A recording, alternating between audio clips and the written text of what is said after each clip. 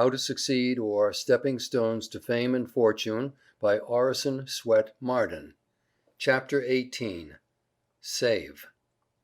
If you want to test a young man and ascertain whether nature made him for a king or a subject, give him $1,000 and see what he will do with it. If he is born to conquer and command, he will put it quietly away till he is ready to use it as opportunity offers. If he is born to serve, he will immediately begin to spend it in gratifying his ruling propensity. Parton. The man who builds and lacks wherewith to pay, provides a home from which to run away. Young. Buy what thou hast no need of, and ere long thou shalt sell thy necessaries. For age and want save while you may. No morning sun lasts a whole day. Franklin. Whatever be your talents, whatever be your prospects, never speculate away on a chance of a palace that which you might need as a provision against the workhouse. Bulwer. What do you do with all these books? Oh, that library is my one cigar a day, was the response. What do you mean? Mean? Just this. When you bothered me about being a man and learning to smoke, I'd just been reading about a young fellow who bought books with money that others would have spent in smoke, and I thought I'd try and do the same. You remember, I said I should allow myself one cigar a day. Yes. Well, I never smoked. I just put by the price of a 5-cent cigar every day, and as the money accumulated I bought books, the books you see there. Do you mean to say that those books cost no more than that? Why, there are dollars worth of them. Yes, I know there are. I had 6 years more of my apprenticeship to serve when you persuaded me to be a man. I put by the money I have told you of, which of course at 5 cents a day amounted to $18.25 a year, or $109.50 in 6 years. I keep those books by themselves as a result of my apprenticeship cigar money, and if you'd done as I did, you would by this time have saved many, many more dollars than that, and been in business besides. If a man will begin at the age of 20 and lay by 26 cents every working day, investing at 7% compound interest, he will have $32,000 when he is 70 years old. 20 cents a day is no unusual expenditure for beer or cigars, yet in 50 years it would easily amount to $20,000. Even a saving of $1 a week from the date of one's majority would give him $1,000 for each of the last 10 of the allotted years of life. What maintains one vice would bring up 2 children. Who does not feel honored by his relationship to Dr. Franklin, whether as a townsman or a countryman, or even as belonging to the same race? Who does not feel a sort of personal complacency in that frugality of his youth which laid the foundation for so much competence and generosity in his mature age? In that wise discrimination of his outlays, which held the culture of the soul in absolute supremacy over the pleasures of the sense, and in that consummate mastership of the great art of living, which has carried his practical wisdom into every cottage in Christendom, and made his name immortal? And yet how few there are among us who would not disparage, nay, ridicule and contemn a young man who should follow Franklin's example. Washington examined the minutest expenditures of his family, even when President of the United States. He understood that without economy none can be rich, and with it none need be poor. Napoleon examined his domestic bills himself, detected overcharges and errors. Unfortunately, Congress can pass no law that will remedy the vice of living beyond one's means. We are ruined, says Colton, not by what we really want, but by what we think we do. Therefore, never go abroad in search of your wants. If they be real wants, they will come home in search of you. For he that buys what he does not want will soon want what he cannot buy. I hope that there will not be another sale, exclaimed Horace Walpole, for I have not an inch of room nor a farthing left. A woman once bought an old door plate with Thompson on it, because she thought it might come in handy sometime.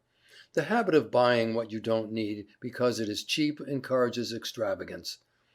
Many have been ruined by buying good pennyworths.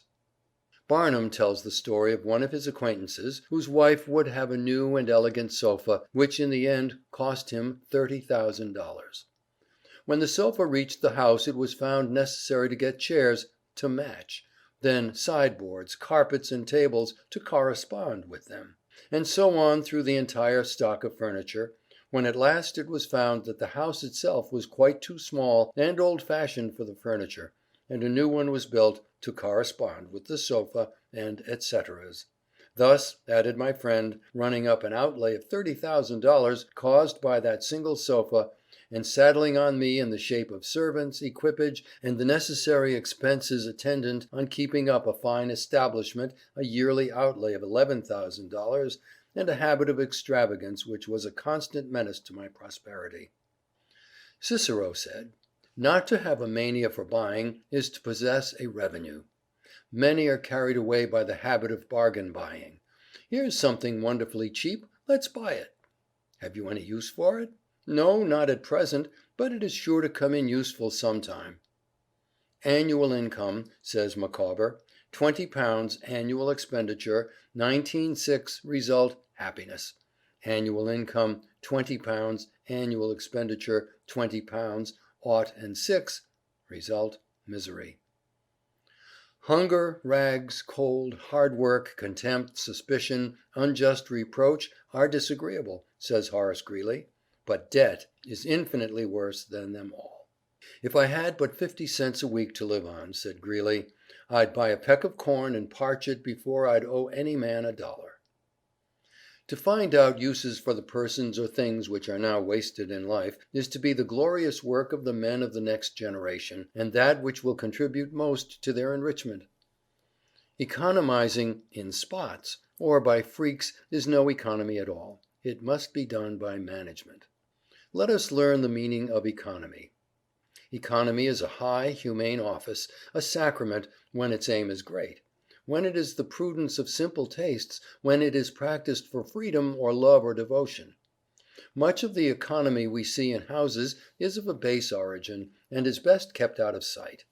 Parched corn eaten today, that I may have roast fowl for my dinner on Sunday, is a baseness, but parched corn and a house with one apartment, that I may be free of all perturbations, that I may be serene and docile to what the mind shall speak, and girt and road ready for the lowest mission of knowledge or good will, is frugality for gods and heroes.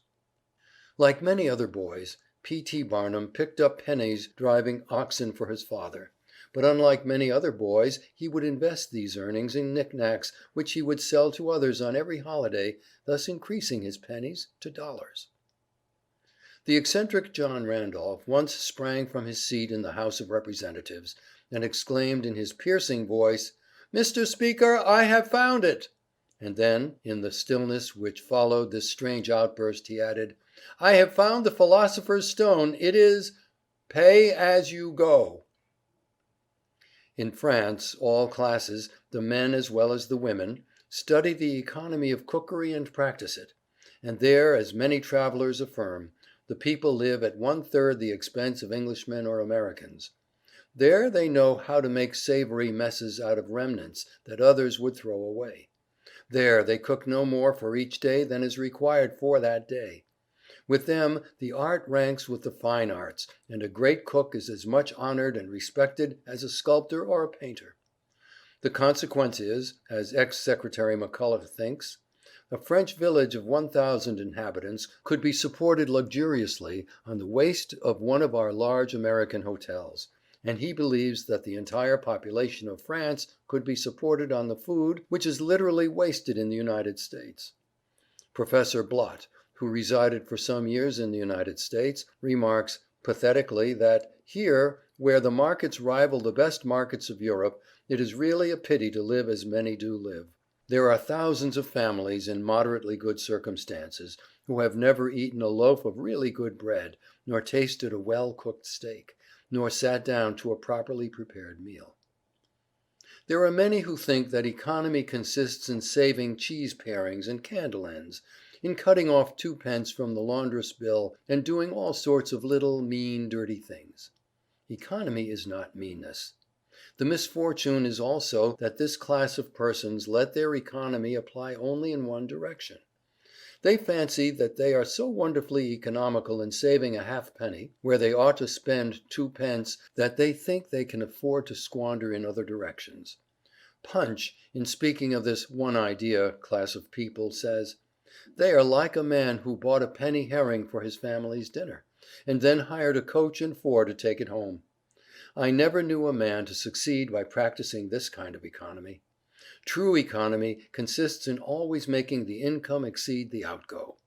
Wear the old clothes a little longer, if necessary.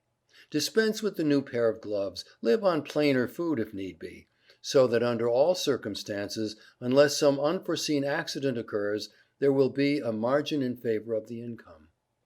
A penny here and a dollar there placed at interest go on accumulating, and in this way the desired result is obtained."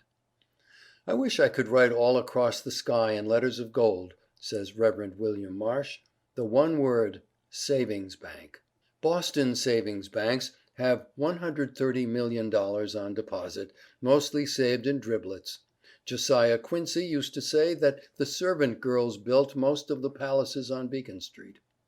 "Nature uses a grinding economy," says Emerson, "working up all that is wasted today into tomorrow's creation, not a superfluous grain of sand for all the ostentation she makes of expense and public works.